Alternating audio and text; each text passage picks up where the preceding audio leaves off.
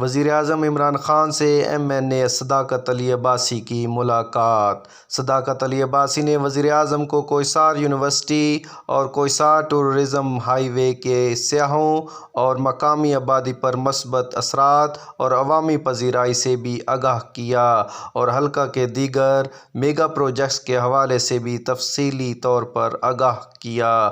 ملاقات میں مری، کوٹلی ستیاں، کاہوٹا اور کلر سیدہ میں سیاحت کے فروغ، سیاحوں کو بروقت مدد و سہولت کی یقینی فراہمی اور کوئسار ڈیولپمنٹ اتھارٹی کے حوالے سے بھی تفصیلی گفتگو۔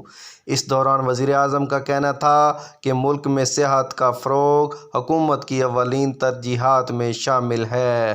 حکومت تمام سیاحتی علاقوں کی ایک جامع لائحہ عمل کے ذریعے ترقی پر توجہ مرکوز کیے ہوئے ہے۔